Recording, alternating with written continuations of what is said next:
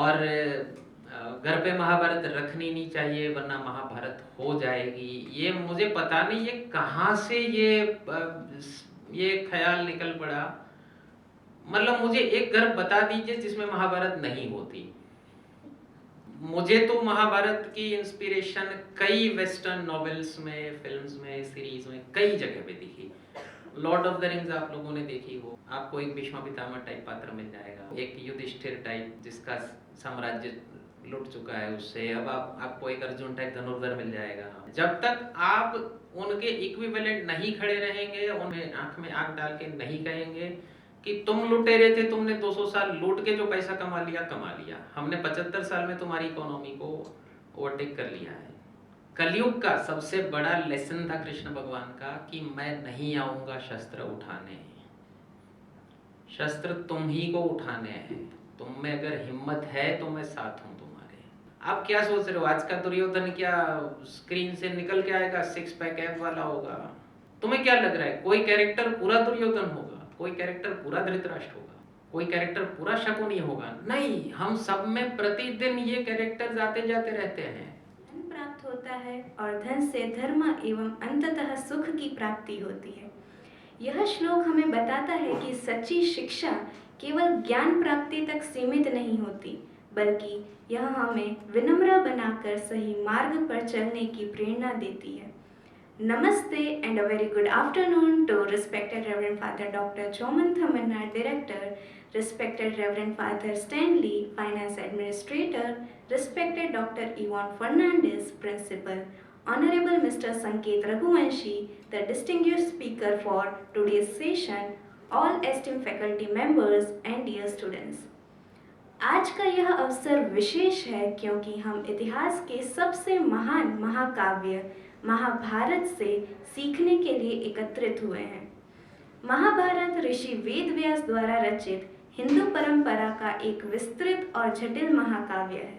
यह केवल कुरुक्षेत्र युद्ध की कथा ही नहीं, बल्कि धर्म, कर्तव्य, नेतृत्व और नैतिकता का प्रतिबिंब है।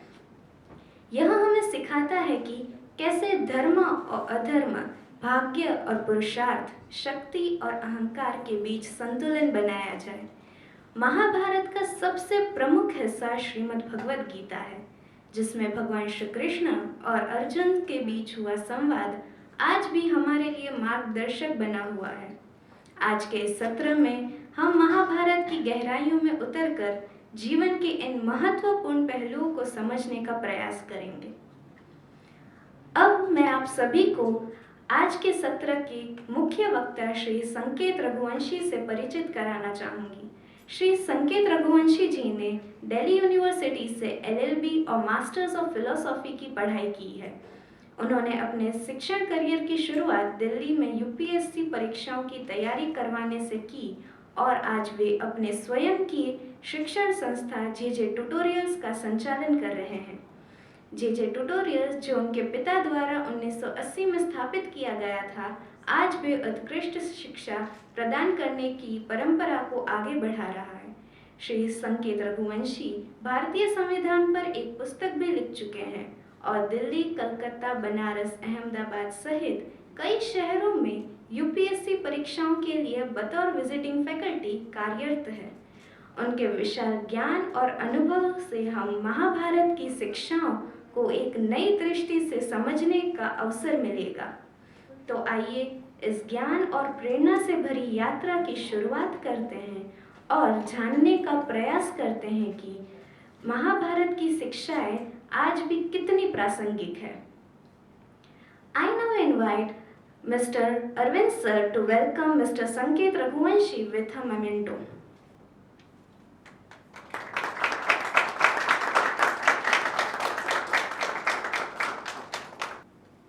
आमंत्रित करना चाहूंगी हमारे माननीय वक्ता श्री संकेत रघुवंशी जी को, जो हमें इस विषय पर गहराई से मार्गदर्शन देंगे। नमस्कार सभी को। गुजरात की धरती पे इतनी शुद्ध हिंदी कभी कभी सुनने को मिलती है। मैं आश्चर्यचकित था, पूरा परिचय इंग्लिश में दिया था और पूरा शब्दशः हिंदी। अच्छा काम किया। शुरुआत ही मैं उस वाक्य से करना चाहूँगा। मेरा मेरी फेवरेट पुस्तक, मतलब मेरी दो पसंदीदा जो सबसे प्रिय पुस्तकें हैं उनमें से एक। मतलब कॉमर्स स्टूडेंट था, फिर लॉ पढ़ाई की, उसके बाद जब फिलॉसफी पढ़ी यूपीएससी के लिए, तो मुझे पता चला कि मेरा जन्म तो ये पढ़ने के लिए हुआ था, मैं कहाँ डावाडोल धक्के खा रहा था। और जब फिलॉसफी पढ़ ली तो सोचा कि अब यही पढ़ाना है। तो जब दिल्ली से राजकोट वापस आने का फैसला किया तब सोचा था कि कॉलेजेस में जा जाके महाभारत ही पढ़ाऊंगा। तो देवांग सर की कृपा से आज ये अवसर मुझे 10 साल बाद मिल रहा है। तो thank you, special thanks to. Mahabharat के बारे में एक बात कही जाती है, जो इस संसार में है वो महाभारत में है, जो महाभारत में नहीं वो संसार में नहीं। मतलब आपको अतिशयोक्ति लग सकती है, पर भरत मुनि ने नाट्य शास्त्र जब लिखा, तो मैंने अभी भरत मुनि के बारे में सुना कि भरत मुनि ने नाट्य शास्त्र में वो तमाम चीजें लिख दी हैं जो आज किसी भी फिल्म या सीरीज या सीरियल में प्ले की जा सकती है। मतलब प्रधान रूप से क्या, 9 रस अभिनय के, ठीक है। तो उन्होंने सस्पेंस भी डाला है, उन्होंने थ्रिलर भी डाला है, उन्होंने गुस्सा भी डाला, एक्शन भी डाला है, कॉमेडी भी डाली है वगैरह। और महाभारत गहन चिंतन का विषय है, गहन अध्ययन का विषय है। और कॉलेजेस में क्यों पढ़ाना, आप लोगों के पास जो फ्रेशनेस होती है विचारों की, तो वो तो कभी कभी हम भी नहीं पहुंच पाते। मैंने एक लाइन पढ़ी थी, man is the father of the child, child is the father of the man. अब ये बात समझ नहीं आई, जब पढ़ाना शुरू किया तब समझ आई कि जब कुछ स्टूडेंट हमें कुछ सिखा देते तब समझ आए, अच्छा child is the father of the man. मेरा स्टूडेंट भी कई बार मेरा टीचर बन जाता है। तो जो फ्रेशनेस ऑफ थॉट्स जो आप लोगों के पास, जो यंग लॉट के पास जो होती हैं, वो हमें भी कई बार बहुत अच्छी चीजें सिखा देती। तो आप प्रश्न कीजिए, पूरी महाभारत टिकी प्रश्नों पे है। और महाभारत शुरू कैसे होती है, जरा नेक्स्ट स्लाइड पे आइए। 3 वर्जन्स थे महाभारत के। सबसे पहला वर्जन जो महर्षि वेद व्यास ने लिखा, वेद व्यास ने प्रत्यक्ष रूप से महाभारत देखी, ठीक है। तो वेद व्यास ने लिखी महाभारत, जो कि लगभग 24-25 हजार श्लोकों में थी, जिसका नाम था जय संहिता। ओके, जय क्यों? क्योंकि महान युद्ध से विजय मिली थी, तो शौर्य की गाथा लिखी थी, तो उन्होंने कहा उसको जय संहिता, ठीक है। पूरी शौर्य की कथा है और कलयुग की कथा महाभारत है, ठीक है। आज के टाइम पे सबसे प्रासंगिक यदि कोई ग्रंथ है तो वो ये है, ठीक है। लोग समझ नहीं पाते। चलो अच्छा है, मुझे जान के खुशी हुई कि पिछले लगभग 15-20 वर्षों में महाभारत की जानकारी काफी बढ़ चुकी है। हम लोग जब स्कूल में थे तो महाभारत को अछूत माना जाता था, और घर पे महाभारत रखनी नहीं चाहिए वरना महाभारत हो जाएगी। ये मुझे पता नहीं ये कहाँ से ये ख्याल निकल पड़ा। मतलब मुझे एक घर बता दीजिए जिसमें महाभारत नहीं होती। रखते तो कोई भी नहीं है, है ना। तो होनी तो वैसे भी है यार, क्या फालतूपना। मैंने यहाँ पे दिल्ली या राजकोट में स्कूल लाइफ में रामचरितमानस पढ़ ली थी। अब दिल्ली में मन किया कि चलो अब क्या पढ़ा जाए, तो रात को लीजर रीडिंग के लिए सोने से पहले हमारे लिए इंटरनेट इतनी लग्जरी हुआ करती थी, 250 रुपये 1 GB का इंटरनेट का हम लोग देते थे। 250 रुपया कुल 30 दिन का 1 GB, हाँ, रोज का 1 GB नहीं।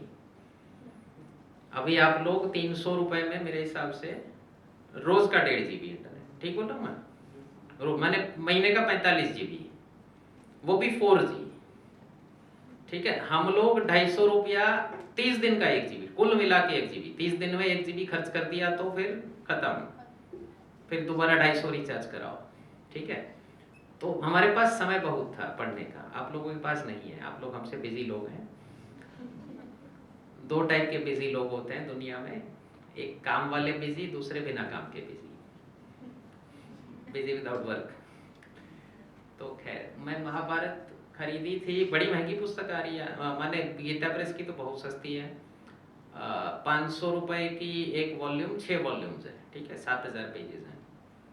तो आप समझ लीजिए आज के ज़माने में 3000 रुपए कोई स्टूडेंट हॉस्टल में रह रहा है, वो कैसे 3000 रुपए जुगाड़ करके खरीदेगा कोई पुस्तक। हॉस्टल में तो सर चिक्कार गरीबी होती है। मैं कहता हूँ गरीबी की अगर आपको चरम सीमा देखनी है, हॉस्टल वाले स्टूडेंट से पूछिए, एक एक पार्ले जी का बिस्किट गिना हुआ होता है, 5 रुपए में कितने बिस्किट, ठीक है। मैंने उस टाइम पे मैंने महाभारत खरीदी। मेरा लैंडलॉर्ड आया मेरे कमरे पे, वो कभी रहता नहीं था, बस महीने में एक बार रेंट इकट्ठा करने आता था, और उसने देखी मेरे कमरे में महाभारत, बोला बेटा इसको रखो मत, इसको मंदिर में दे दो। मैंने चप्पल मारूंगा मंदिर में दे, 3000 रुपए मतलब।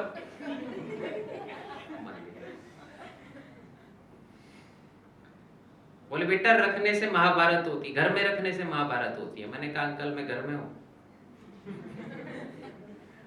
आप तो रहते नहीं हो, तो आपका भी तो घर नहीं है, काम करो ना,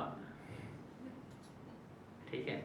वेद व्यास जी ने जो पुस्तक लिखी वो थी जय संहिता, 25,000 श्लोक में। वेद व्यास जी के 4 मुख्य शिष्य थे, उनमें से एक थे वैशंपायन जी।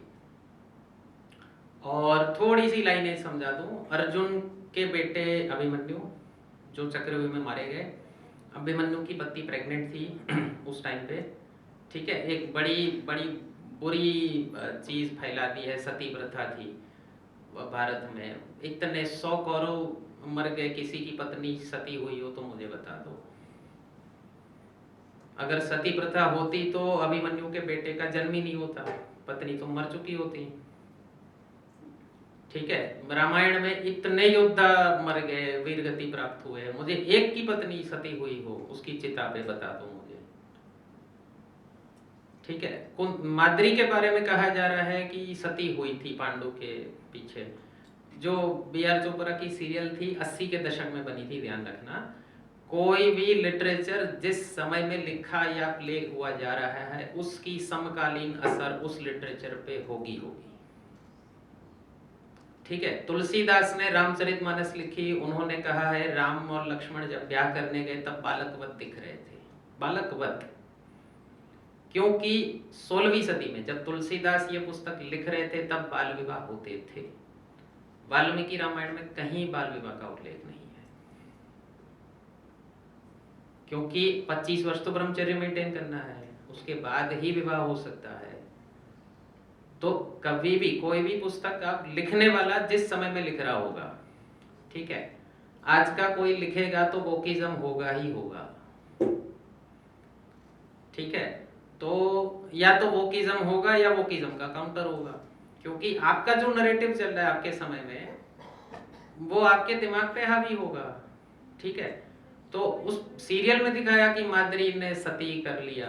महाभारत में संस्कृत शब्द पढ़िए, संस्कृत शब्द है अन्यावरोहण। अवरोहण माने नीचे जाना, ठीक है। अन्यावरोहण माने अन्य तरीके से प्राण त्याग दिया। हो सकता है पति के वियोग में दुख से प्राण त्याग दिए हो, सती शब्द नहीं है कहीं भी, ठीक है। मैंने अपनी चैनल पे, चैनल का नाम लिखा हुआ, मैंने सती प्रथा थी या नहीं उस पर अलग से वीडियो डाला हुआ है, पूरा 30 मिनट का एक्सप्लेनर है कि सती प्रथा थी या नहीं, सती किसको कहा जाता है उसको तो समझ लो, ठीक है। तो अभिमन्यु की पत्नी प्रेग्नेंट थी तब, और उनके बेटे हुए 18वें दिन, युद्ध के 18 लास्ट दिन उनके बेटे हुए परीक्षित। परीक्षित के बेटे थे जन्मेजय, ठीक है। परीक्षित राजा ने शुक देव मुनि से जो कथा सुनी वो कही जाती है भागवत सप्ताह। अगेन भागवत भी प्रश्नोत्तरी स्वरूप में ही है। शुकदेव को परीक्षित ने प्रश्न पूछा और शुकदेव ने 8 दिन की कथा कही पूरी। तो सेम चीज जन्मेजय ने प्रश्न पूछा वेद व्यास जी से कि आपने तो पूरा प्रत्यक्ष देखा हुआ है, मेरे बाप दादों ने कौन सा युद्ध लड़ा था मुझे बताइए। तो वेद व्यास ने कहा कि मैंने अपने शिष्य को सुना दी है वो कथा, मेरा शिष्य वैशंपायन, देखिए टीचर्स को क्या सीखना चाहिए, महाभारत के फर्स्ट चैप्टर से डेलीगेट करो स्टूडेंट्स को, उनके अंदर की टैलेंट को निखारो। ठीक है, आप उन्हें स्टेज दोगे तब तो वो करेंगे। ठीक है, आप लोगों के कोर्स करिकुलम में शायद प्रेजेंटेशन वगैरह आता हो, that is a part of it. ठीक है, प्रेजेंटेशन डेलीगेट करना महाभारत में लिखा हुआ है कि स्टूडेंट से कहिए भाई पढ़ाओ। अब जन्मेजय ने वैशंपायन से पूछा, तो जन्मेजय बड़ा लालची ज्ञान का पिपासु व्यक्ति है। ठीक है, जन्मेजय ने कहा भैया इतना ज्ञानी संत आया, मैं छोड़ूंगा नहीं इनको। किसी भी कथा की बात हुई, जन्मेजय कहेगा वैशंपायन मुनि से मुझे विस्तार से कहिए। अब वैशंपायन मुनि ने राम का नाम ले लिया, तो जन्मेजय विस्तार से पूछ रहे हैं, अरे ये राम कौन थे, दशरथ कौन थे, मुझे पूरी। तो 70 पन्नों की रामायण है महाभारत के अंदर, लगभग हिंदू धर्म की लगभग एक कथा नहीं होगी जो महाभारत में नहीं है, लगभग। तो वैशंपायन मुनि ने जो कही वो 50,000 श्लोक की बनी और उसका नाम हुआ भारत। और उसके बाद उनके शिष्य थे ऋषि शौनक, तो शौनक ने जो कथा कही वो हुई 1,00,000 श्लोक की, विस्तृत होती गई, तो 1,00,000 श्लोक की जो पुस्तक हुई वो उसका नाम हुआ महाभारत। तो 3 वर्जन्स, जय संहिता, भारत, महाभारत। ठीक है, तो पूरी प्रश्नोत्तरी स्वरूप में प्रश्न कीजिए ना, आप पूछिए कि कौन सी बात मैं ये देख रहा हूं, क्या ये महाभारत में है या नहीं, रिसर्च कीजिए। ठीक है, टीचर का काम जवाब देना नहीं है, टीचर का काम करेक्ट सवालों तक पहुंचाना है। ठीक है, जवाब तो आपको ये ठीक है 300 रुपए का इंटरनेट दे देगा, सवाल कौन देगा। ठीक है, मेरी यूपीएससी जीपीएससी की क्लास में मुझे कई बार स्टूडेंट्स को सिखाना पड़ता है सर्च कैसे करो। भाई हु व्हेन व्हाट वेयर डालोगे, आपको पहली रेफरेंस साइट मिलेगी कोरा। कोरा पे जवाब लिखने वाला कोई आपके मेरे जैसा होगा। ठीक है, आपको you need to know the keywords to search. Google को जो इंग्लिश आती है वो पूछिए ना उससे, आप पूछोगे हु इज द बेस्ट, किसी ने वेबसाइट में हु इज द बेस्ट डाला होगा तब वो वेबसाइट आपको मिलेगी। आप कल को वेबसाइट बना दीजिए who is the best person on this planet और अपना नाम डाल दीजिए, थोड़ा सा एसईओ कराइए ढंग का, 3-4 महीने में आपकी वेबसाइट टॉप पे ट्रेंड करेगी। कहीं भी दुनिया का कोई भी व्यक्ति सर्च करेगा आपकी वेबसाइट टॉप 10। ठीक है, that is how Google works. मैं गलत हूं तो मुझे टोक दीजिएगा, मैं आईटी का पर्सन नहीं हूं, जितना मैंने सीखा हुआ है अपने प्रोफेशनल एक्सपीरियंस से उतना बता रहा हूं। ठीक है, नेक्स्ट। तो जब 1,00,000 श्लोक की बन गई तब इसका एक नाम और हुआ जिसे कहा जाता है शतसहस्त्री। सहस्त्र माने 1000, शत माने 100, 100,000। ठीक है, अमेरिका में 1,00,000 को कहा जाता है 100,000, तो शतसहस्त्री हमारे यहाँ पहले से ही है। अब longest written epic in the world है, और पश्चिमी सभ्यता के जो एक बड़े पोएट माने जाते हैं होमर, होमर की 2 पुस्तकें बहुत बड़ी जिससे एपिक कहा जाता है, एक इलियड और ओडिसी। तो इलियड और ओडिसी को कंबाइन कर दो तब भी 10 गुना हो रही है महाभारत। ठीक है, लगभग 18,00,000 शब्द हैं, 1.8 मिलियन वर्ड्स। ठीक है, और मुझे तो महाभारत की इंस्पिरेशन कई वेस्टर्न नॉवेल्स में, फिल्म्स में, सीरीज में कई जगह पे दिखी। लॉर्ड ऑफ द रिंग्स आप लोगों ने देखी हो, कई पात्र आपको मिल जाएंगे महाभारत से सिमिलर। आपको एक भीष्म पितामह टाइप पात्र मिल जाएगा। ठीक है, आपको एक युधिष्ठिर टाइप एग्जाइल में जो किंग है जिसका साम्राज्य लुट चुका है उससे, अब आपको एक अर्जुन टाइप धनुर्धर मिल जाएगा, एक भीम टाइप बाहुबली मिल जाएगा। ठीक है, आप गेम ऑफ थ्रोन्स देख लीजिए, कितने सारे शकुनी मिल जाएंगे। ठीक है, गांधारी मिल जाएगी, पुत्र मोह में अंधा धृतराष्ट्र कई जगह मिल जाएगा कि मेरा ही बेटा राजा बनेगा, चाहे दूसरा राजा योग्य हो मेरी प्रजा का संचालन करने के लिए। ठीक है, तो मुझे तो कई जगहों पे वेस्टर्न थिंकर्स में, राइटर्स में, मुझे कई जगहों पे महाभारत की इंस्पिरेशन मिली है। और वो लोग कभी क्रेडिट नहीं देते क्योंकि उनकी वाइट मैन सुप्रीमेसी, ठीक है। अब मैं क्यों किसी बुरे चमड़ी वाले वेदव्यास को मैं क्यों क्रेडिट दूं भाई? मैंने इन पे 200 साल राज किया है। जब तक आप उनके इक्विवेलेंट नहीं खड़े रहेंगे, उन्हें आंख में आंख डाल के नहीं कहेंगे कि तुम लुटेरे थे, तुमने 200 साल लूट के जो पैसा कमा लिया, हमने 75 साल में तुम्हारी इकोनॉमी को ओवरटेक कर लिया है। 75 साल ही तो चली उनकी। चलो पर कैपिटा इनकम में आज भी हमसे ज्यादा है, कोई दिक्कत नहीं, कर लेंगे, हो जाएंगे, कोई दिक्कत नहीं, ठीक है। आप जिस दिन 10 ट्रिलियन डॉलर पहुंच गए, थर्ड लार्जेस्ट इकोनॉमी पहुंच गए, दुनिया आपसे पूछेगी आपका कल्चर क्या है। याद रखिएगा मेरी बात, और ज्यादा दूर नहीं है हम, ठीक है। और आज का वाइट मैन और जिस वाइट मैन ने हम पे राज किया था, उनमें भी बहुत अंतर है। आज का जो वाइट मैन है वो रियल ट्रूथ जानना चाह रहा है। वो अपने दादों परदादों की तरह अंधा नहीं है कि ठीक है मेरी चमड़ी का कलर तुमसे ज्यादा फीका है तो मैं तय करूंगा व्हाट इज द ट्रूथ, ठीक है। नेक्स्ट, हाँ, there are many types of intelligence. मुझे वर्तमान की शिक्षा व्यवस्था से एक फरियाद है कि हमारी शिक्षा व्यवस्था में इंटेलिजेंस केवल एक ही सिखाई जाती है, लॉजिकल इंटेलिजेंस, ठीक है। मतलब हर किसी को मैथ साइंस में अव्वल होना है तभी आप इंटेलिजेंट हो। अगर आपको मैथ साइंस नहीं आती, आप रट्टा नहीं मार सकते, तो आप भोंचू हो, ठीक है। मैं एक जगह पे गया था, काफ़ी अलग अलग फील्ड के लोग इकट्ठा हुए थे, तो वहाँ पे एक फोटोग्राफर थे। मुझे नहीं पता था राजकोट में एक फोटोग्राफर है जिसको इंटरनेशनल प्राइज वगैरह मिले हुए हैं। मुझे बोले, एक शब्द बोले मेरा जब परिचय दिया उन्होंने, तो बोले यार आप तो विद्वान आदमी हो, मैं तो ठोठ हूँ। हिंदी अगर उसका अनुवाद किया जाए तो ठूठ, जो पतझड़ चल रहा है तो आपने देखा होगा कि कोई कोई झाड़ पे, कोई कोई पेड़ पे सारी पत्तियां झड़ गई, तो उसे हिंदी में कहा जाता है ठूठ, ठीक है। बोले मैं तो ठोठ हूँ। मैंने कहा सर ये शब्द कभी प्रयोग मत कीजिएगा, ठीक है। आप इंटरनेशनली एक्लेम्ड फोटोग्राफर हैं, नेचर फोटोग्राफर हैं, मैं नाम भूल रहा हूँ उनका। तो मैंने कहा सर गुरुकुल व्यवस्था में ये शब्द नहीं हुआ करता था। हर किसी की एक टैलेंट है और वो अपनी टैलेंट को मास्टर करेगा।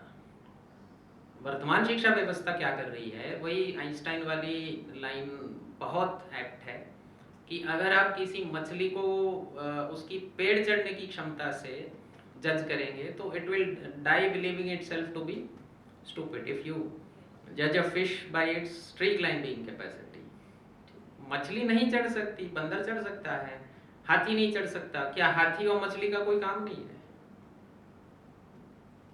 ओके, तो जो इंटेलिजेंस हमें स्कूल में सबसे ज्यादा फोकस की जा रही है वो है logical mathematical, that is quantifying things, making hypothesis, proving them.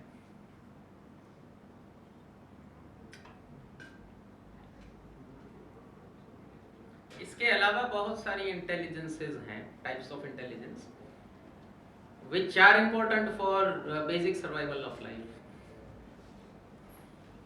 जैसे musical intelligence.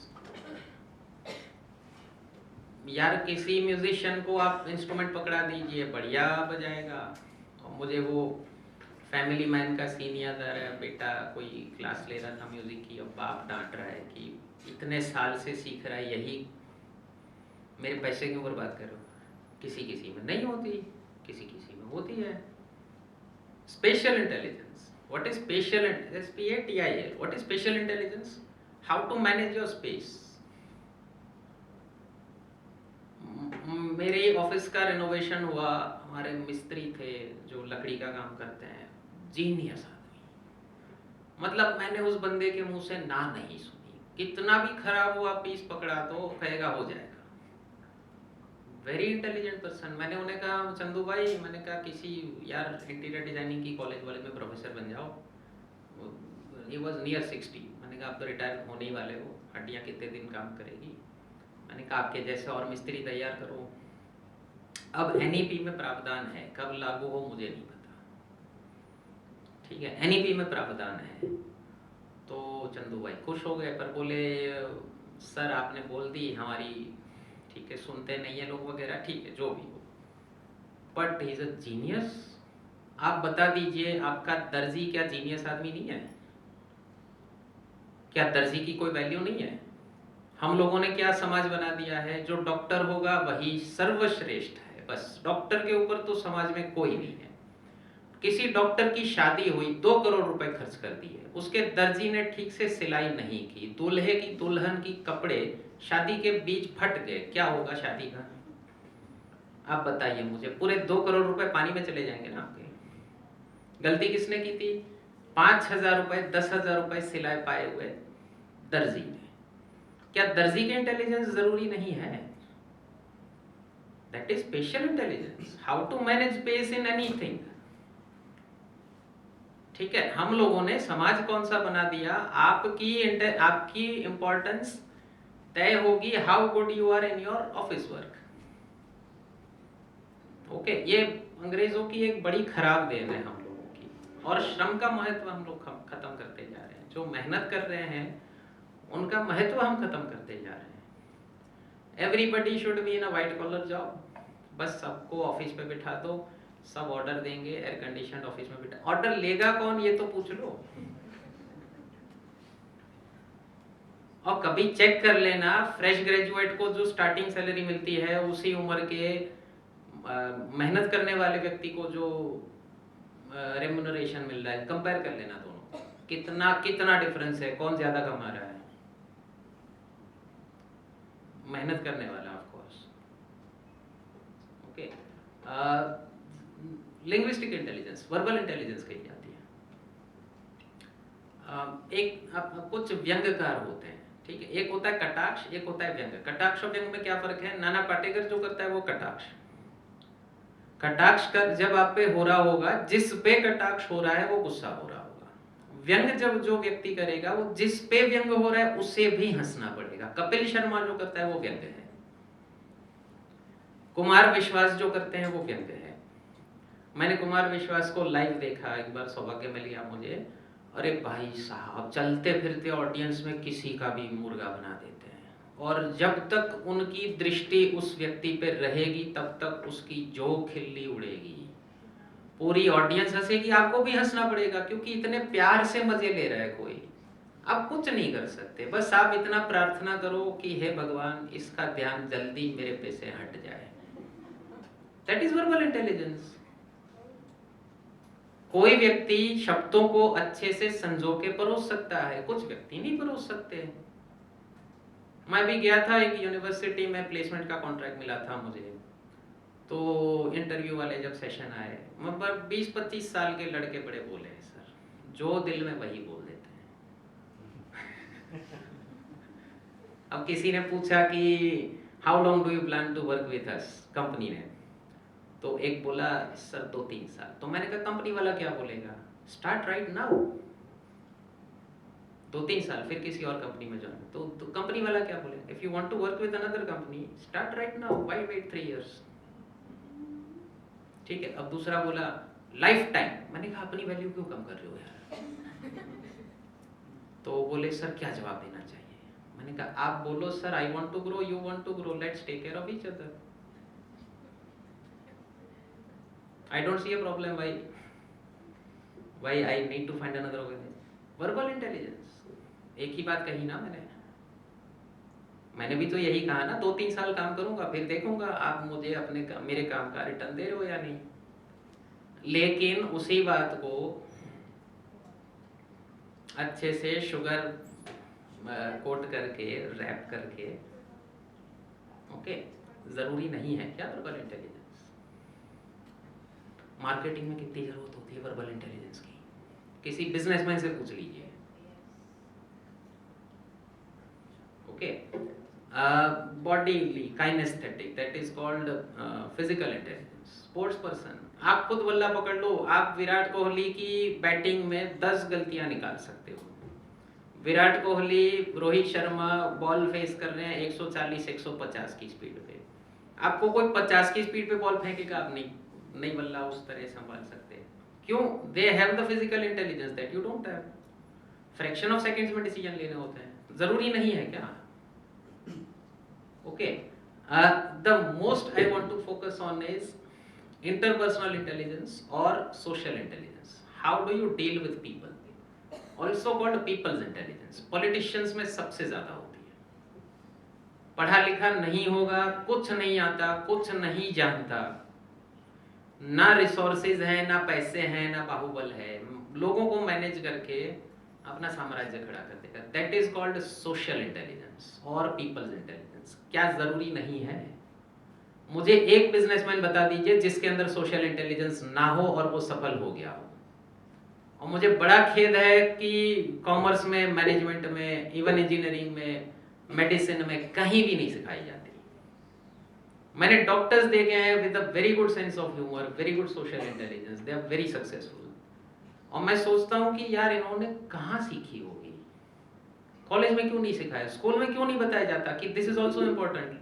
Only logical intelligence is not important, and the utmost is person, that is called, मैं उन्हें उसे टर्म दे रहा हूँ, किसी गुरुओं से भी सुना हुआ है, that is spiritual intelligence। ऊपर लिखी हुई है इंट्रापर्सनल या एग्जिस्टेंशियल वगैरह। स्पिरिचुअल इंटेलिजेंस का मतलब क्या हुआ? Next page. स्पिरिचुअल इंटेलिजेंस का मतलब क्या हुआ? हम जब स्पिरिचुअल कहते हैं, जब आध्यात्मिक कहते हैं, हम लोग सीधा सोचते हैं, दिमाग लगाते हैं सीधा, मैं हूं, ईश्वर है, ठीक है, चलो आध्यात्मिक बनना है माने धार्मिक बनना है। शब्द है अधि आत्मा, की वर्ड इज आत्मा। स्पिरिचुअल इंटेलिजेंस का मतलब हुआ मेरा मेरे साथ क्या संबंध है। उपनिषदों में जिस शब्द पे ज्यादा फोकस किया गया, दैट thou art, तत्त्वमसि, तुम कौन हो, अहम क्या है, मैं कौन हूँ, मेरी अपनी स्वयं की खोज में ऋषि लोग निकल गए, संसारी लोग ऋषि बन गए, वर्षों तक बस खोज में निकले रहे कि मैं कौन हूँ। And that is the utmost. Spiritual intelligence किस में है? आगे बढ़े, ये इनको जानते हैं आप? Sheldon. That is a person with high logical intelligence but zero social intelligence. Scientific genius है, बिग बैंग थियरी वाले शेल्डन। हाँ, साइंटिफिक जीनियस है वो आदमी, लेकिन किससे किस तरह बात करनी नहीं पता। रूममेट परेशान है, गर्लफ्रेंड परेशान है, गर्लफ्रेंड बन कैसे गई, लोग तो इससे परेशान है कि इसकी भी बन गई, चलो ओके। मतलब अमेरिका में है तो सरवाइव कर गया, इंडिया में होता तो बड़ा बड़ा परेशान हो। लोग क्या बोलते हैं, अरे यार बात करने की अकल नहीं है इस आदमी में। देखे होंगे ना आपने इस टाइप के जीनियसेस, मैंने भी देखे हैं, स्टूडेंट्स देखे हैं। क्यों? क्योंकि वो इस वर्क फ्रेम से निकले हुए हैं कि logical intelligence is only important. तुम्हारा रैंक अच्छा आ रहा है तो बेटा तुम दुनिया के राजा हो, किससे किस तरह बात करनी नहीं पता, कोई दिक्कत नहीं। तो that is why social intelligence is important. And spiritual intelligence का एपिटोम कौन कहा जाता है? क्योंकि देखिए, कभी भी पूरे जीवन में कभी च्युत नहीं हुए, इसीलिए उनका नाम है अच्युत। अच्युतम केशवम कृष्ण दामोदरम। कभी भी च्युत नहीं हुए, कितनी भी मुश्किल परिस्थिति हुई, कभी भी ना गुस्सा हुए। मतलब गुस्से की, चलिए एक परिभाषा होती है, मतलब फ्रस्ट्रेशन कभी नहीं हुई, ठीक है, ना डिप्रेस हुए। उन्हें पता है कब क्या करना है। That is spiritual intelligence. मेरा मेरे साथ का संबंध, मेरा अपने आप के साथ का संबंध। अगेन आप राम जी का जीवन देख लीजिए, high level of spiritual intelligence. आप सोचिए, आप दुनिया के राजा बनने वाले चक्रवर्ती सम्राट है उनके पिता। दशरथ की, रावण की डील थी कि तुम भारत नहीं आओगे, मैं लंका नहीं आऊंगा। पूरे भारत के राजा, जहां भी राम जी गए वनवास में, हर जगह कहे मैं तुम्हारा राजा हूं। भरत बैठा है, मैं उसका प्रतिनिधि बन के आया हूं, 14 साल बाद तो मैं ही तुम्हारा राजा हूं। कहीं भी किसी ने कंटेस्ट नहीं किया तुम कौन हो भाई मेरे राजा, क्योंकि चक्रवर्ती सम्राट दशरथ के बेटे थे, कल सुबह राजा बनने वाले हैं। रात को घोषणा हो गई, आधी रात को बाप बुला रहा है कमरे में, सोच लीजिए बॉलीवुड के पर्सपेक्टिव से सोचिए, आधी रात को बाप बुला रहा है बेडरूम में, बेटा तुम्हें बन जाना है, तलवारें खींच जाती सर। आपकी कोई पेंसिल चुरा ले, आइसक्रीम चुरा ले, गर्मी आ रही है, फ्रिज में श्रीखंड रखा हो, बड़े भाई छोटे भाई ने खा लिया, महाभारत हो जाएगी।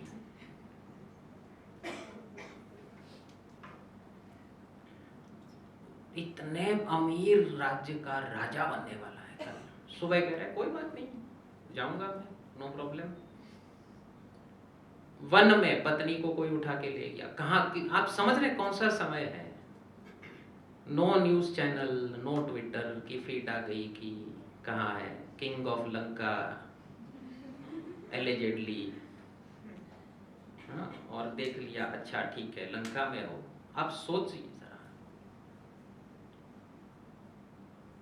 युद्ध नहीं हुए, हाई लेवल ऑफ स्पिरिचुअलिटी। आगे ये वाला सीन आप सोचिए, दो सेना आमने सामने इकट्ठा हो गई, आपका जो मैन ऑफ द मैच है, जो प्लेयर ऑफ द टूर्नामेंट है, वो फाइनल में खेलने से मना कर रहा है, जिसके भरोसे आपने 18 लाख सैनिकों को इकट्ठा कर लिया, 11 लाख एक तरफ, 7 लाख एक तरफ, और आपका जो main player of the match है, जिसके भरोसे आप खड़े हो, जिसके आप सारथी बने हुए हो, ये कोई कम योद्धा थोड़ी थे।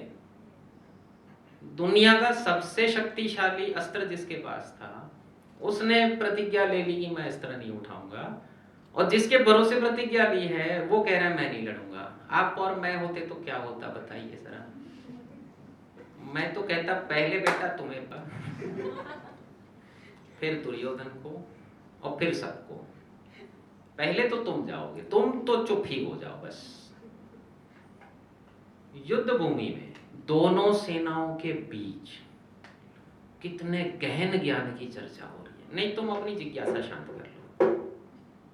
अच्छा तुम्हें प्रश्न हो रहा है, अब यहां तुम ये पूछ रहे हो कि मृत्यु क्या है, अब तुम मुझे ये पूछ रहे हो सत्व रज तम क्या है।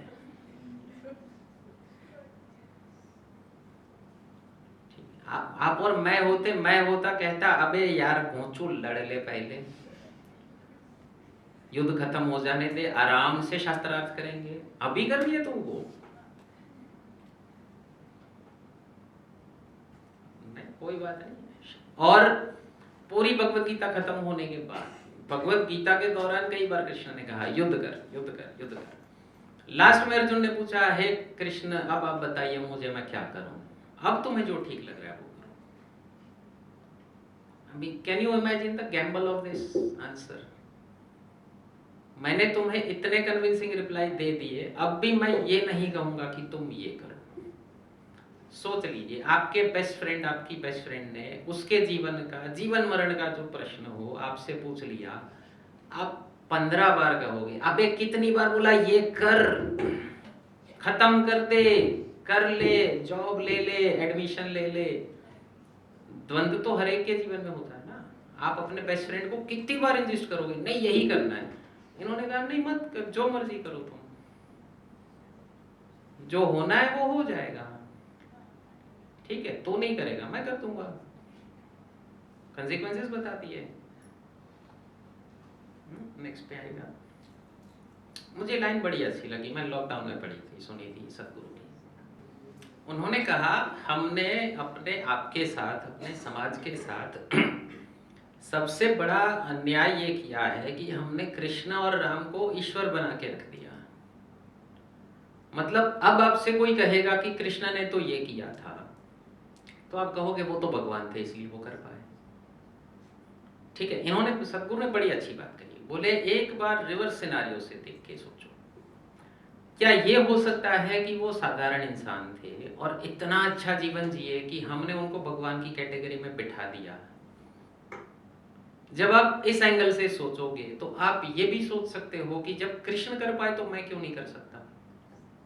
चलिए 1 मिनट के लिए सोच लीजिए, कृष्ण का जीवन बचपन से सोच लीजिए। He is a very good administrator, he is a very good planner, he is a very good executor also. ठीक है, प्लानिंग कर ली, एग्जीक्यूशन नहीं किया तो केवल प्लान तो शेख चिल्ली वाले बने रह जाएंगे। ठीक है, मुंगेरी लाल के हसीन सपने रह जाएंगे। तो आप सोच लीजिए, उन्हें पता है कि मुझे कब क्या करना है और मेरे पास ये शतरंज बिछाई हुई है, ये दुर्योधन है, ये अर्जुन है, ये युधिष्ठिर है, ये कैसे बिहेव करेगा मुझे पता है, ये कैसे बिहेव करेगा मुझे पता है, और मुझे इन सबको इस तरह गाइड करना है कि अंत में वही होगा जो मैं चाहता हूं। अगर आप 1 मिनट सोच लीजिए, क्या कृष्ण के पास ईश्वरीय शक्तियां नहीं होती, आप हो उस जगह पे, क्या ये चीज संभव है या नहीं? The biggest lesson from Mahabharat is, 1 minute बैठ लीजिए, मुझे बहुत अच्छी बात लगी, पूरे महाभारत में कृष्ण भगवान ने कहीं भी शस्त्र नहीं उठाया। उन्होंने अर्जुन से कहा शस्त्र लो, और महाभारत के जस्ट बाद, कुछ 50-100 सालों के बाद कलयुग शुरू होने वाला था।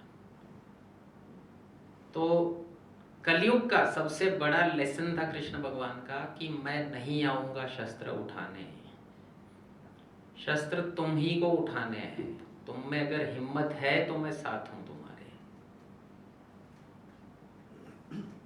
ठीक है, लड़ना तो तुम्हें है, आपके जीवन की छोटी से छोटी लड़ाई लड़नी तो आपको है, साथ है वो। ओके, और कलयुग आने वाला है, उन्होंने मैसेज दे दिया था कलयुग आने वाला है, तो इसमें रूल्स ब्रेक होंगे, और जहां जो जिस भाषा में समझेगा आपको उसे उस भाषा में समझाना है, बशर्ते आप सही हो। महाभारत दुर्योधनों ने पढ़ ली है, अर्जुनों ने नहीं पढ़ी। कलयुग के दुर्योधनों को पता है कि मुझे नियम तोड़ने हैं, मुझे ये बात सिखाते हुए बड़ा डर लगता है कि मेरी बात कहीं गलत लोग ना सीख ले। सही लोग तो बेचारे वो तो वैसे ही चीर निद्रा में, चीर आलस्य में। ट्रक वाले कई बार बड़ी विजडम की बात लिख देते हैं ना, कृपया हॉर्न ना बजाए, देश सो रहा है। बड़ी अच्छी बात, अरे वाह यार क्या बात लिख दी, कृपया हॉर्न ना बजाए, देश सो रहा है। ओके, मैं बड़े संक्षेप में जा रहा हूँ, मैं अपने आप को बड़ा कर्टेल कर रहा हूँ, मुझे मन हो रहा है थोड़ा और विस्तार से, नहीं आगे आगे है, मुझे मन हो रहा है बहुत विस्तार से जाने का, लेकिन समय कम है, मतलब मैं बहुत अपने आप को कर्टेल कर रहा हूँ। Okay, second lesson to learn from Pandavas. आप अपने पर्सनल जीवन में देख लीजिए, और खासकर स्टूडेंट लाइफ में, और आए दिन हम लोग पढ़ते हैं यार, स्टूडेंट जब अंतिम कदम उठा लेते हैं ना, समझ रहे हैं मैं क्या बोल रहा हूँ, बड़ी पीड़ा होती है मुझे। कोई एग्जाम, कोई नौकरी, कोई भी लाइफ डिसाइसिव नहीं होता, कुछ नहीं होता। आप सोच लीजिए, पांडवों का पूरा जीवन संघर्ष से पूर्ण था, संघर्षमय था पूरा जीवन। मेरी एक दोस्त से, दिल्ली के एक मित्र से बात हो रही थी, तो मुझे पूछे कि संकेत, इनका पांडवों का जीवन इतना संघर्षमय क्यों था यार, वो तो कृष्ण के इतने निकट थे, फिर भी इतना संघर्षमय जीवन। तो मैंने कहा संघर्षमय था इसीलिए तो तुम्हें याद है युधिष्ठिर कौन था, द्रौपदी कौन थी। तो बोले मतलब? मैंने कहा तुम्हें पता है महाभारत में ऐसे कितने राजा हैं जिनके जीवन में कभी कोई संकट नहीं आया। महाभारत में लिखा है फलाना राजा था, उसका बेटा ये था, उसके समय में बहुत अच्छा शासन चल रहा था, धर्मपूर्ण शासन था, वर्षा समय पे हो रही थी, खेत खलियान ठीक थे, खेती अच्छी हो रही थी, प्रजा खुशहाल थी, वह खत्म, नेक्स्ट राजा। मतलब एक एक पैराग्राफ में कितने राजाओं के नाम चले जाएंगे। क्यों नहीं पता आपको उनके बारे में? क्योंकि उन्होंने संघर्ष देखी नहीं। आप ये तय करो, मुझे देखो, अमर बनने की इच्छा तो व्यक्ति की अनंत काल से है, ठीक है, अमर तो कोई नहीं बन सकता, जो अमर बन गए वो बेचारे पछता रहे हैं। आप सोच लीजिए, आप यदि अमर होते 200 साल बाद आप किसी को नहीं जानते, जो लोग आपको जानते हैं उन्हें पता है ये बूढ़े दादा हैं, बूढ़ी अम्मा है, ये कभी नहीं मरते, क्या करोगे जी के? कभी सोच के देख लो, आप 300 साल के हो, आपको सब पता है, ठीक है, आपने 2 वर्ल्ड वॉर देख ली, आपने चिट्ठी से लेके यहाँ तक का सफर देख लिया, ठीक है, इन गोचुओं को कुछ नहीं पता। आप जिनसे प्रेम करते थे वो सब चले गए, कोई दोस्त नहीं बचेगा, सोच के देख लो। तो चलो, मैं नहीं कह रहा अमर होना है, आपके मरने के बाद 50 साल 100 साल आपको कोई याद कब रखेगा? कितने जलसे किए थे आपने, ये सोच के? अरे वाह, एक आदमी आया था, क्या मजे से जीता। अरे तुमसे ज्यादा मजे करने वाले और आ जाएंगे। या कितने संघर्ष से जिया था और फिर भी सयानापन मेंटेन किया। आगे बढ़े, कितने संघर्ष। देखिए, राजा के बेटे थे, ठीक है, पांडु को राज्य मिला हुआ था, पांडु को श्राप मिला, धृतराष्ट्र को राज्य फॉरवर्ड हुआ। That is called steward in English. Okay, steward माने केयर टेकर राजा होता है। अब केयर टेकर राजा का दायित्व है कि जब असली उत्तराधिकारी आ जाए तब उसका ठीक है गद्दी खाली करके दे दो। अब युधिष्ठिर दुर्योधन सब बड़े हो गए, धृतराष्ट्र का मोह था अपने बेटे में कि नहीं मेरा ही बेटा राजा बनेगा, और योग्य युधिष्ठिर था। सबने कहा, भीष्म ने, विदुर ने, सबने कहा, कृपाचार्य सबने, कि नहीं योग्य तो युधिष्ठिर है, लेकिन नहीं मेरा बेटा भी है। तो पुत्र मोह में प्रजा के साथ अन्याय कर दिया, तो इनको निकाल दिया बाहर। अब इनको जो जगह दी उस जगह का नाम था खांडवप्रस्थ, और पूरा उज्जड़ वन था पूरा। तो कृष्ण की मदद से उन्होंने खांडवप्रस्थ को इंद्रप्रस्थ में परिवर्तित किया, अच्छे से साम्राज्य बनाया, और युधिष्ठिर बने थे चक्रवर्ती सम्राट। चक्रवर्ती सम्राट वो होता है जिसके ऊपर और कोई राजा नहीं है। एक राजा है, एक महाराजा है, और इन दोनों के ऊपर है चक्रवर्ती सम्राट। आपने इतिहास के सीरियल्स में अगर देखा हो, पुस्तकों में पढ़ा हो, सम्राट कोई एक होगा, राजा महाराजा बहुत होंगे। ओके, चक्रवर्ती सम्राट वो राजा है जिससे हर राजा टैक्स देता है। युधिष्ठिर ने एक राजसूय यज्ञ किया था, चारों भाई गए चारों अलग अलग दिशाओं में। मैंने राजसूय यज्ञ पे इंटरनेशनल कॉन्फ्रेंस में पेपर प्रेजेंट किया था, how it is a lesson for अखंड भारत। ओके, तो चारों भाई अलग अलग दिशा में गए। अर्जुन को सबसे मुश्किल दिशा दी नॉर्थ, उत्तर। तो लिखा हुआ है सर, आप पढ़ लीजिएगा महाभारत में, अर्जुन ने शुरुआत, इंद्रप्रस्थ माने दिल्ली, ठीक है, शुरुआत की हस्तिनापुर से, फिर ऊपर गए पंजाब। पंजाब का महाभारत में शब्द है पंचनद। उससे ऊपर गए कश्मीर। कश्मीर एकमात्र स्टेट है शायद भारत का जिसका नाम 5000 वर्षों में चेंज नहीं हुआ। Kashmir was Kashmir in Mahabharat, it is still Kashmir. Panchnad became Punjab. Okay, Gujarat तो नहीं था, सुराष्ट्र था, सौराष्ट्र, सुल का वगैरह शब्द प्रयोग हुए हैं, सुराष्ट्र, फिर सौराष्ट्र।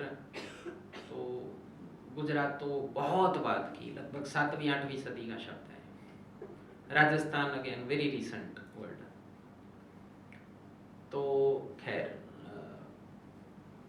कश्मीर गया, फिर सिंधु वगैरह जो सारा पूरा कवर करने के बाद ऊपर गए, और लिखा हुआ है हिमालय से ऊपर गए, कैलाश यानी कि तिब्बत वगैरह वाला एरिया, चीन, और उसके ऊपर लिखा हुआ है उससे भी ऊपर गए। मैं आपको महाभारत की शब्दावली बता रहा हूँ, उसमें लिखा है एक ऋषक प्रदेश में गए अर्जुन, ऋषि वाला री, जिसे हम गुजराती में रुशक कहेंगे शायद, और वहां के लोगों का डिस्क्रिप्शन दिया हुआ है महाभारत में। आप बताइएगा मुझे किस देश की बात हो रही है।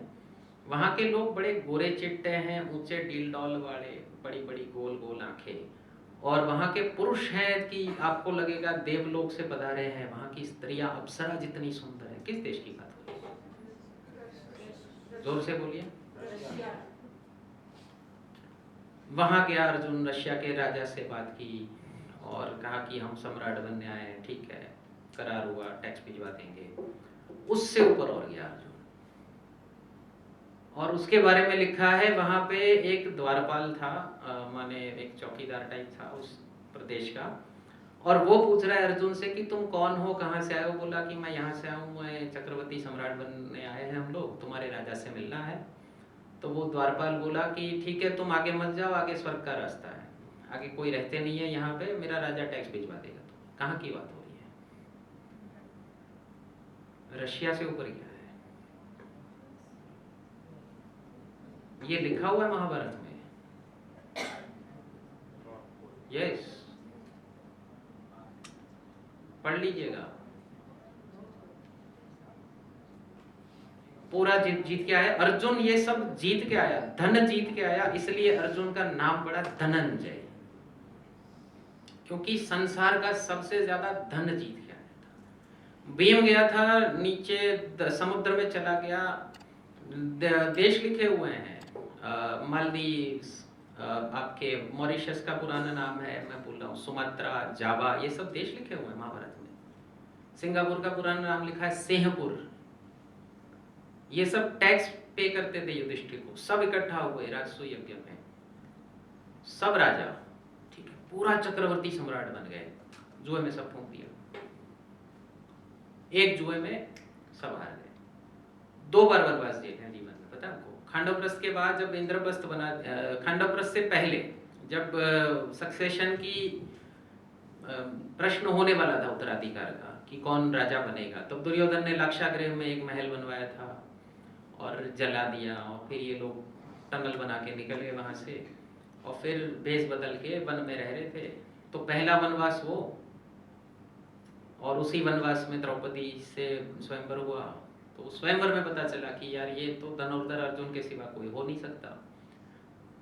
पुरानी सीरियल ना देखी हो जरूर देख लीजिएगा। मैं कल ही बात कर रहा था, लॉकडाउन का आभारी हूँ मैं, एटलीस्ट इस पीढ़ी ने रामायण महाभारत तो देख ली, ना देखी हो जरूर देख लीजिए। नई सीरियल मत देखिएगा, बेकार बनाई हुई है। एक तो पूरी काल्पनिक एंगल लिखी हुई है, दूसरा मुझे पसंद नहीं आता जब आप किसी कैरेक्टर को जस्टिफाई नहीं कर पाते। मतलब पेज 3 वाले पांडव दिखाए हुए हैं, मतलब युद्ध में पांडवों के बाल हिल रहे हैं। अरे यार योद्धा है वो फैशन मॉडल नहीं है, इंस्टाग्राम रील बनाने नहीं आया वो। युद्ध में इतनी धूल वगैरह चिपकती है, कहाँ से बाल हिलेंगे इनके बाल। अब देखिए गौर की, बाल हिल रहे हैं। अर्जुन बृहन्नला बना, माने नपुंसक, वो किन्नर बनने का श्राप था यार। शेव करने तक की उसने मेहनत नहीं की उस एक्टर ने। हल्की सी दाढ़ी दिख रही है, विस्कस बुलाते हैं जिसको, एक दिन की 1 डे ओल्ड विस्कस दिख। अबे यार मुझे दुनिया का एक किन्नर दिखा दो जिसकी दाढ़ी हो, ढंग का किन्नर नहीं बन पा रहे तुम। तो एक पुरानी सीरियल जरूर देखिएगा, अगर पुस्तक पढ़ पाए तो बहुत बढ़िया। अगर पढ़ पाए, अगर आपको इंग्लिश में बुक पढ़नी हो, अमी गणात्रा ने बहुत अच्छा काम किया है। Okay, very good writer. Okay, अगर इंग्लिश पढ़नी है तो, अगर हिंदी गुजराती पढ़ पाए तो पुस्तक गीता प्रेस गोरखपुर की मिल जाएगी, और नहीं तो सीरियल देख सकते हैं। तो 2 वनवास। ओके, दूसरा वनवास कब खत्म हुआ आपको पता है? उनकी उम्र क्या थी युद्ध के समय? किसी को पता है अर्जुन की उम्र क्या थी युद्ध के समय, जो महाभारत का युद्ध हुआ जब? Any guess?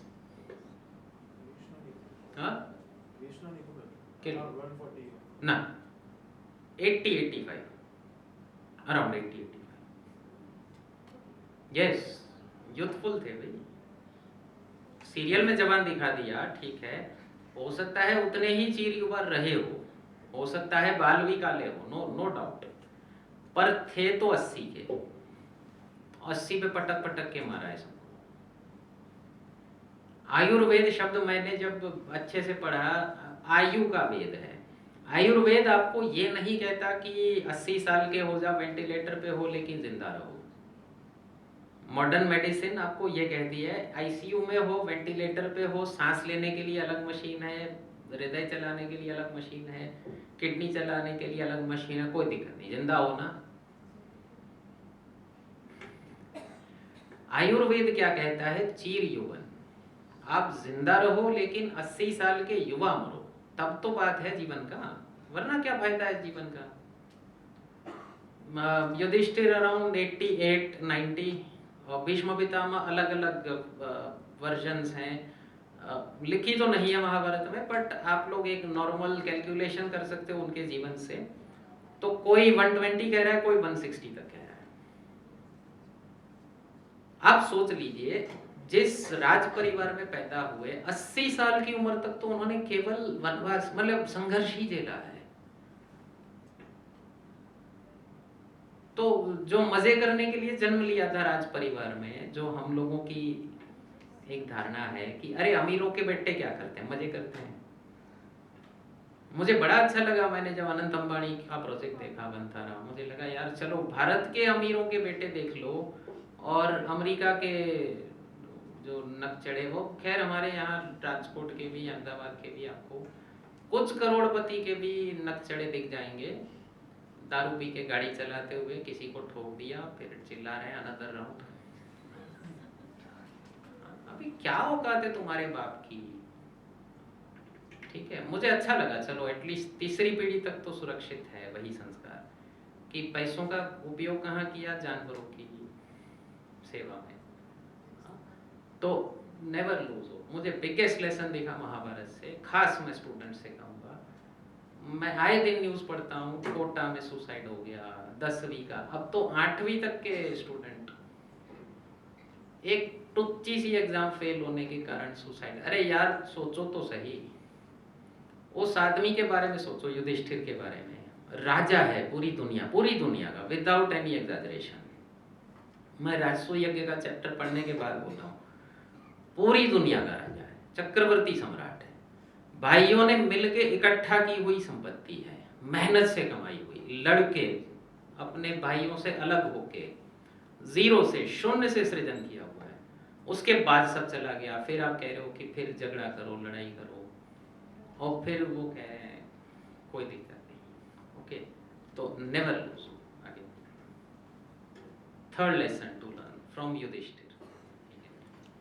हम लोगों ने युधिष्ठिर को बड़ा विलिफाई करके रखा है कि युधिष्ठिर तो बेकार राजा था, पता अकल नहीं है, क्या करना है, जुआ नहीं खेल, चलो ठीक है मान लिया, जुआ नहीं खेलना चाहिए, पत्नी को तो बिल्कुल दाव पे नहीं लगाना चाहिए, भाइयों को लगाने का कोई, माने किसी और को दाव पे लगाने का कोई अधिकार नहीं है, राजा के नाते अपने आप को भी दाव पे लगाने का कोई अधिकार नहीं है। ठीक है, कल को मोदी जी बोले कि मैं फलानी शर्त हार गया तो मैं रिजाइन कर दूंगा, आप लोग कहोगे यार किससे पूछ के?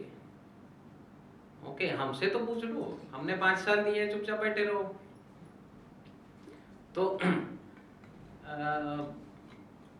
ठीक है, हो सकता है, लेकिन मुझे बड़ा प्रश्न हुआ, मेरी माँ हमेशा कहती थी बेटा युधिष्ठिर को रूल आउट मत करो,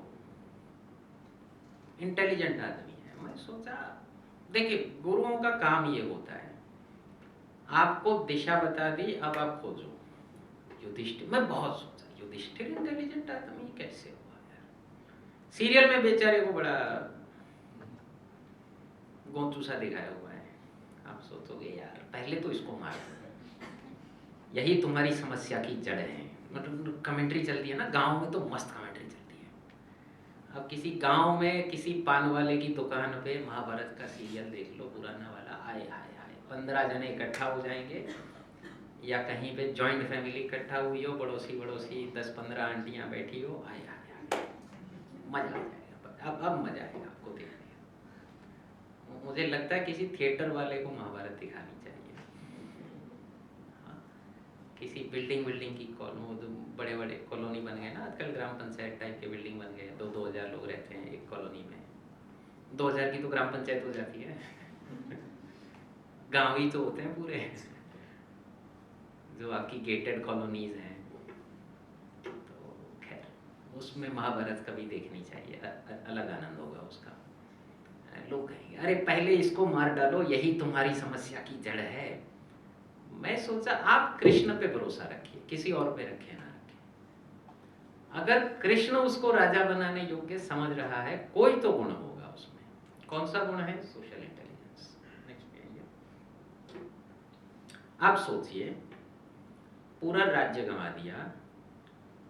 आप सोचिए, आपका बड़ा सा बिजनेस होता, 3-4 भाई होते, और आपके एक डिसीजन के कारण बिजनेस में लॉस हो जाता, बड़ा वाला लॉस। मैं नहीं कह रहा लॉस बिजनेस बंद हो गया, ठीक है, 10-20 लाख का, 50 लाख, 1 करोड़, जो आपके बिजनेस की क्षमता हो, लेकिन इतना बड़ा लॉस है कि उस लॉस के कारण आपका बिजनेस बंद हो सकता है। आपके भाई लोग क्या आप पे बिताएंगे, जरा सोच के देखिए। और इनके चारों भाइयों ने उलाहना दी है, द्रौपदी ने तो जम के उलाहना दी है। स्त्री सशक्तिकरण का श्रेष्ठ उदाहरण महाभारत। 13 वर्ष 4-5 पतियों को जो धमका के रखा है कि मेरा बदला लेना है, मेरे केश, मेरा अपमान। मैं डोनाल्ड ट्रंप और हिलरी क्लिंटन का पहला डिबेट देख रहा, पहला 2016 वाला। आई हाय, हिलरी क्लिंटन के बारे में जो शब्द प्रयोग किए हैं डोनाल्ड ट्रंप ने, मैं कहूँ खाक फेमिनिस्ट समाज हो तुम यार। तुम्हारा पति एक्स प्रेसिडेंट है, वो आदमी अभी प्रेसिडेंट बना भी नहीं है, एक स्त्री का इतना बड़ा अपमान हो गया सरे बाजार, और तुम बैठे हो। काहे की फेमिनिज्म है? और महाभारत में इनको पेट्रियार्की दिख रही है। एक स्त्री का अपमान हुआ, काट डालो।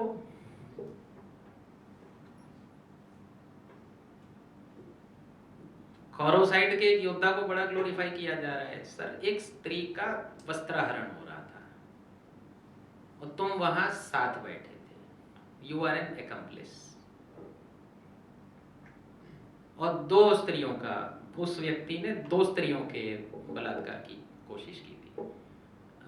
जब वनवास चल रहा था इनका, तब भी गए थे। उस वन में अच्छा सा उत्सव मनाया था पांडवों को जलन कराने के लिए। वहां गंधर्वों की बेटी को छेड़ दिया था। हाँ, किसके भरोसे? मेरे बेस्ट फ्रेंड के भरोसे। आप बताइए मुझे, दोस्त कौन होता, अच्छा दोस्त कौन होता? जो आपको सही मार्ग पे ले जाए, या आपको कहे बेटा जो मर्जी करो, हम तुम्हारे साथ हैं।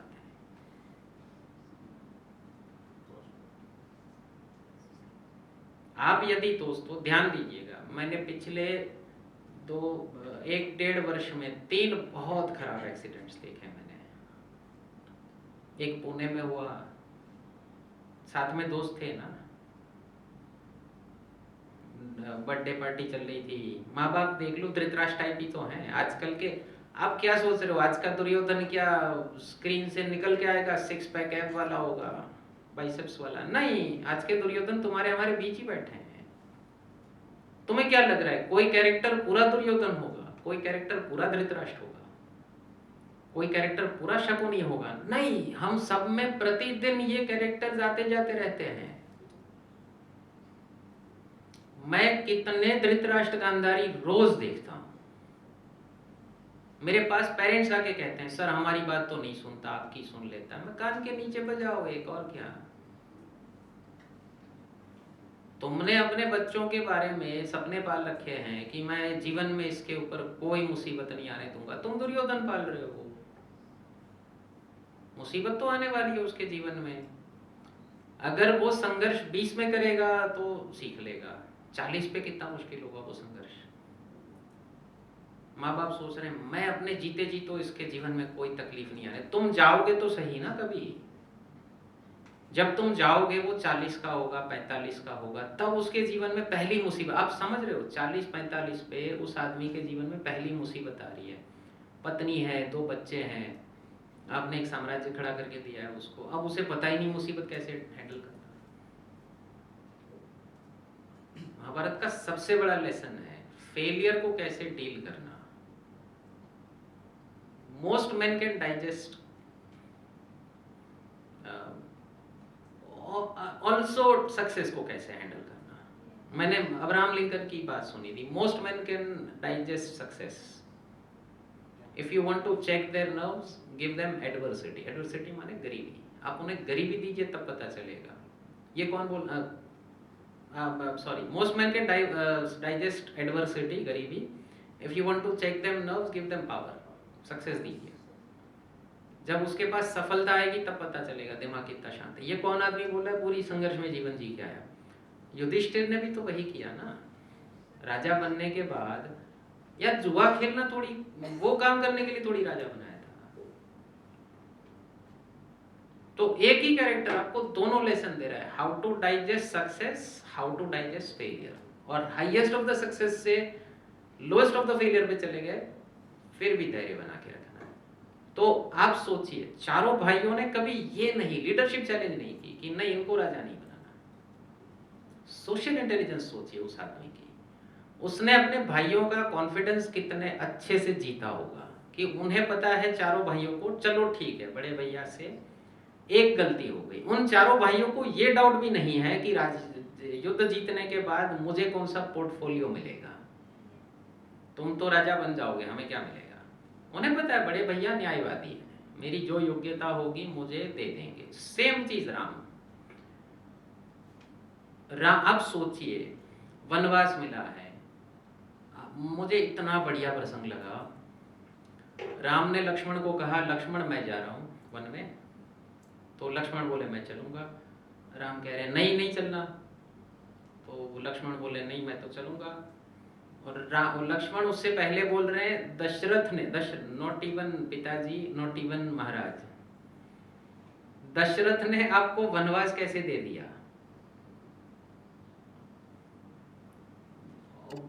भरत अपनी मां को डांट रहा है और शत्रुघ्न मंथरा को मारने दौड़ा। जिस दाई मां ने छोटे से लेके बड़ा किया, भरत शत्रुघ्न मारने दौड़ा है। किसके लिए? एक भाई के लिए। आप सोच सकते हो सोशल इंटेलिजेंस। आप राम की सोशल इंटेलिजेंस सोचिए। मैं राम की सोशल इंटेलिजेंस पे मैं घंटों बोल सकता हूं। मैं अभी अपने आप को थोड़ा रेजिस्ट कर रहा हूं, बट अभी खैर महाभारत चल रही है। युधिष्ठिर की सोशल इंटेलिजेंस सोचिए आप, कि उनके भाइयों को ये डाउट नहीं है कि मेरे, चलो मेरे भैया बड़े भैया से एक गलती हो गई, नो प्रॉब्लम, राजा तो अच्छे बनेंगे वो। उनकी प्रजा को डाउट नहीं है मेरे राजा पे। एक बात समझिएगा, कोई युद्ध जीतने में प्रजा का समर्थन बहुत जरूरी होता है। अगर आपकी प्रजा आपके साथ नहीं है, जो दुर्योधन के साथ नहीं थी, नहीं जीत सकते आप राजाओं को भी। और नेक्स्ट पे आइएगा, मैं कॉमर्स कॉलेज में हूँ, मैं बिजनेस वाले लेसन पे आना चाहता हूँ। HRM, ह्यूमन रिसोर्स मैनेजमेंट, जो आप लोग पढ़े हो, it is a part of social intelligence. आजकल के बिजनेसेस में, कॉर्पोरेट कल्चर में इतना गलत चीज सिखाई जाती है। जब आप एम्प्लॉय को बुलाओगे ह्यूमन रिसोर्स, तो एक्सप्लॉइट तो करोगे ही ना, रिसोर्स है तो एक्सप्लॉइट तो करोगे ही। जब आप मानव संसाधन बुला रहे हो, ठीक है। एक नेक्स्ट पे आइएगा। एक मैंने न्यूज पढ़ी थी, पढ़ी आप लोगों ने? सूरत के करोड़पति बिजनेसमैन हैं सऊदी भाई धुड़किया, अपने एम्प्लॉइज को बड़ी महंगी महंगी गिफ्ट देने के लिए जाने जाते हैं। 600 गाड़ियां दी थी। ये 2018 की न्यूज़ है। नेक्स्ट पे आइए। ये 2016 की न्यूज़ है। 1260 गाड़ियां पहले दी थी। तो उन्होंने आइडेंटिफाई किया हुआ है कि पहले छोटी गाड़ियां दी, मेरे इतने एम्प्लॉइज के पास गाड़ी नहीं है, पहले साल छोटी गाड़ियां दे दी, अगले साल थोड़ी महंगी गाड़ियां दी, मैनेजमेंट वालों को महंगी गाड़ी दी, 1-1 करोड़ तक की SUV दी। और नेक्स्ट पे आइए। मैं इनकी प्रोफाइल पढ़ रहा था। He is a 5th class pass out only, drop out है स्कूल के। और जब सूरत आए थे तब केवल 12.5 रुपए जेब में लेके आए थे। और आज सूरत के one of the richest man हैं, लगभग 8,000 करोड़ का टर्नओवर है उनका। और उनसे मीडिया वालों ने पूछा कि आप इतनी गिफ्ट क्यों देते हो? वो क्या बोले पता है? मैं अपने टर्नओवर का 1% भी नहीं देता। और एक चीज बहुत अच्छी बोले वो, कि मैं पढ़ा लिखा नहीं हूं ना, इसलिए मैं दे रहा हूं। मैं अगर MBA होता तो मैं नहीं देता। क्यों? आपकी शिक्षा व्यवस्था में ये सोशल इंटेलिजेंस नहीं सिखाई जा रही, केवल लॉजिकल इंटेलिजेंस सिखाई जा रही है। BBA में, MBA में, इंजीनियरिंग में, कहीं भी देख लो आप, क्या सिखाया जा रहा है? Numbers, figures. अगर आपका बिजनेस का बच्चा है, टर्नओवर अच्छा है, तो प्रॉफिट अच्छा है तो कंपटीटर की कमर तोड़ दो, ये करो वो करो, एम्प्लॉय को इतनी तनख्वाह मत दो, इससे आपकी इनकम कम हो जाएगी, प्रॉफिट कम हो जाएगा। और मैंने कई बिजनेसेस देखे, ट्रेडिशनल ढर्रे पे चलने वाले बिजनेसेस, जिसमें ये सोशल इंटेलिजेंस, ये रिलेशन होती है एम्प्लॉयर एम्प्लॉय की। आप एक बात ध्यान में रखिए, आपका यदि 25 साल पुराना बिजनेस है तो 25 साल पुराना एम्प्लॉय भी होना चाहिए।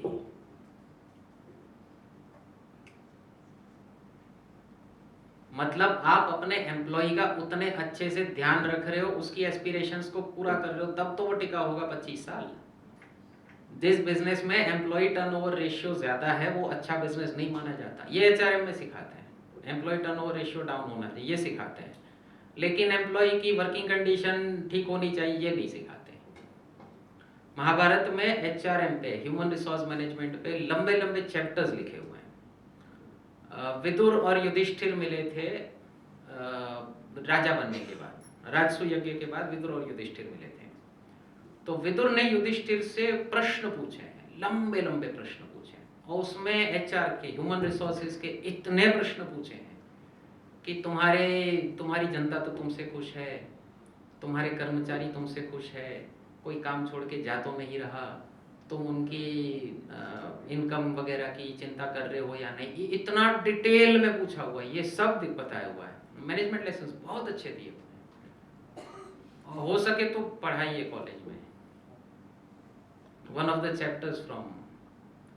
मतलब कितना बढ़िया। आप, उन्होंने इंफ्रास्ट्रक्चर के बारे में पूछा है, तुम्हारे राज्य में सिंचाई योजना है या नहीं, किसानों को पानी मिल रहा है ठीक टाइम पे, तुमने पुल बनाया, पुल शब्द लिखा, पुल बनाए हुए हैं कि नहीं नदियों पे, तुम रास्तों की ठीक से मरम्मत तो करवाते हो या, ये उस समय आप सोच लो, हम लोग गड्ढों की कंप्लेन करते हैं, उस समय लिखा हुआ है, तुम ये करवाते हो या नहीं। तो और एक बात खास ध्यान रखिएगा, मेरे गुरुजी की बात है, मैं बार बार याद करता हूँ, कुछ चीजें लॉजिक से नहीं जुड़ी होती, भावनाओं से जुड़ी होती है। और अपने जीवन में याद कर लीजिए, कितने लोग हैं आपके जीवन में जो लंबे समय से आपके साथ लॉजिकली जुड़े हुए हैं, और कितने लोग हैं जो लंबे समय से आपके साथ इमोशनली जुड़े हुए हैं। लॉजिकली जुड़ा हुआ आदमी, दिमाग से, पैसे से जुड़ा हुआ आदमी 2-3 साल से ज्यादा नहीं टिकता। काम खत्म तो बिजनेस, मतलब रिलेशन भी खत्म। और कई बार आपके साथ कोई इमोशनली जुड़ा होगा ना आदमी, तो वो कुछ कुछ आपकी बर्दाश्त कर लेगा, कुछ कुछ आप उनकी बर्दाश्त कर लोगे। एक पिछली वाली स्लाइड में थी, that is grey areas, that is called grey area. मैं अभी उस कॉलेज में गया था, मुझे एक स्टूडेंट बोला कि मैंने एक बात बताई, मेरे दिल्ली में मेरे टीचिंग करियर में मैं सीखी थी, एक एम्प्लॉयर ने बोला था, संकेत जी दिल मिले ना मिले हाथ मिलते रहने चाहिए। तो मैंने बोला, वो उस कॉलेज में एक लड़का बोला, बेचारे बड़े भोले लड़के हैं 18 से 25 वाले, जो दिल में सब जुबान पे, सर दिल नहीं मिल रहा तो हाथ कैसे मिला है, मिलाना पड़ता है। कृष्ण का मन थोड़ी था शांति दूत बन के जाने का, करना पड़ता है। कृष्ण ने किस किस को ऑफर नहीं किया, आ जाओ मेरी साइड, आ जाओ मेरी साइड। शुद्ध राजनीति करना पड़ता है। ओके, नेक्स्ट पे। हाँ, चलिए तो फिर यहीं रखते हैं। प्रीवियस पे जाइएगा। हाँ, नेक्स्ट। हाँ, और एक चीज और मुझे बड़ी अच्छी लगी महाभारत से, युधिष्ठिर ने जब वनवास हो गया, ठीक है, सबको ढाढ़स बंधा है, सबको दिलासा दे रहे हैं, चारों भाइयों को, द्रौपदी को, सबको दिला, द्रौपदी ने तो लाना देने में कुछ कसर नहीं छोड़ी, सबको कह रहे हैं ठीक है, हो जाएगा। अब आप सोचिए, राजा है वो, साम्राज्य चला, दुख तो उसे भी हुआ होगा। चारों भाइयों ने युद्ध, वनवास के 13वें दिन कहा युधिष्ठिर से कि दुर्योधन पे युद्ध छेड़ देते हैं। बोले किसी किसी अवसर पे दिन को संवत्सर, दिन को वर्ष गिना जा सकता है, तो हम 13 दिन के वनवास को 13 वर्ष का वनवास समझ के दुर्योधन पे आक्रमण कर रहे हैं। युधिष्ठिर बोला तुम्हें जाना है जाओ, मैं तो अपने 13 वर्ष का वनवास पूरा करके आऊंगा। अब सोशल इंटेलिजेंस सोचिए, चारों भाई कह रहे हैं नहीं, बड़े भैया नहीं आएंगे तो हमको नहीं जाना। रिस्पेक्ट के भैया आप सोचिए, लगभग वो लोग 60-65 वर्ष की उम्र के होंगे जब ये बात हो रही है। 60 वर्ष की उम्र तक उन्होंने बड़े भैया का इतना प्रेम देखा होगा ना, निष्पक्ष प्रेम। बड़े भैया ने अपने आप को सेकेंडरी रखा होगा, उनके इंटरेस्ट को प्राइमरी रखा होगा, तब तो कोई बोल सकता है नहीं बड़े भैया के बिना नहीं। वरना क्या बोलते, अरे अच्छा है यार, पीछा छोटा, छोड़ो इसको तुम। ओके, युधिष्ठिर ने अपना टुकड़ा कब रोया पता है? वनवास के लगभग आधे समय पे एक मुनि मिले, उनके कुटिया पे आए थे, उनका नाम था बृहदश्व मुनि। तो बृहदश्व मुनि से युधिष्ठिर ने टुकड़ा रोया कि मैं इतना कमाया, पैसा कमाया, मेरे चारों भाइयों ने मुझे सारा साम्राज्य इकट्ठा करके दे दिया, मैं कितना मूर्ख हूँ, मैंने जुए में लुटा दिया सब। और फिर कह रहे हैं मेरे से मूर्ख तो राजा कोई नहीं होगा, इतना सब मिला और सब लुटा दिया। बृहदश्व मुनि अगेन वही काम कर रहे हैं जो मैंने कहा कि यार डोंट लूज होप। बृहदश्व बोले नहीं, तेरे से बड़ा मूर्ख था एक। युधिष्ठिर बोला मेरे से भी बड़ा मूर्ख था, कौन? तो बोले एक नल राजा हुआ करते थे। तो युधिष्ठिर ने पूछा कौन थे ये नल राजा, मुझे पूरी कहानी सुनाए। महाभारत में लगभग 60 पेज की नल दमयंती का एक प्रसंग है। गुजराती के एक कवि हैं प्रेमानंद, उन्होंने बड़ी अच्छी पुस्तक लिखी, इस पर नल आख्यान नाम है, किसी को इच्छा हो पढ़िएगा। तो another lesson, whom to share secrets with, दुखड़ा किसके आगे रोया जाए। ठीक है, महाभारत ने क्या सिखाया? या तो वो कृष्ण को कहते थे या किसी गुरु को, किसी आचार्य को। तो गुरु और फ्रेंड ओनली। आपको अपने जीवन का, मैं स्टूडेंट्स से खास कह रहा हूँ, अपने जीवन का कोई दुखड़ा सुनाना हो, कोई गुरु हो आपके जीवन में जिससे आपको लगे कि मुझे ठीक गाइड करेगा, हाँ, या तो उससे कहिए या फ्रेंड से। और अगेन फ्रेंड कौन हो next, who is a good friend? फिर उसी प्रश्न पे आऊंगा मैं, फ्रेंड कौन है आपका? एक एक्सीडेंट हुआ अभी, नई नई टोयोटा इनोवा थी, BMW को ओवरटेक करने की कोशिश कर रहे थे, 7 लोग जा रहे थे, लगभग 7 मर गए। और टोयोटा इनोवा का ऐसा कचुम्बर बन गया कि मान लो कोई छोटी गाड़ी होती तो क्या हाल होता। तो यार किसी फ्रेंड ने तो उकसाया होगा या किसी फ्रेंड ने तो नहीं रोका होगा। दारू पी के गाड़ी चलाने का आइडिया ही तो गलत है ना। तो वो is a good friend. Mahabharat को आप ये मत सोचिए कि ग्रांड स्केल पे होगा अगला महाभारत, नहीं, आपके जीवन में रोज हो रहा है। जरूरी नहीं है कि आपका फ्रेंड किसी की संपत्ति लूट रहा है और कह रहा है कि मेरा दोस्त लड़ लेगा तेरे से, मैं तेरा राज्य छीन लूंगा, और आप कह रहे हो कि मेरा दोस्त सबसे अच्छा है। नहीं, आपका दोस्त दारू पी के गाड़ी चला रहा है, दैट इज दुर्योधन। आपका बेटा चला रहा है, आप धृतराष्ट्र हो। ओके, तो मैं नलाख्यान कहना चाहूंगा किसी दिन मौका मिला तो। आज यहीं पे खत्म करते हैं, धन्यवाद।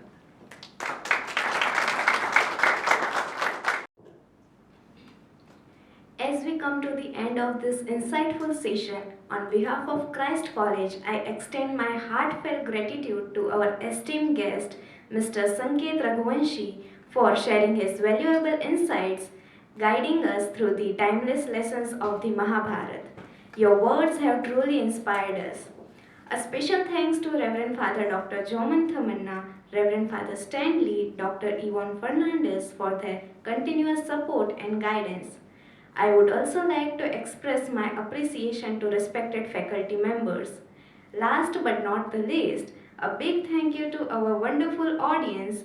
Your enthusiasm and engagement made this session even more meaningful. With that, we conclude today's session. Thank you and have a great day ahead.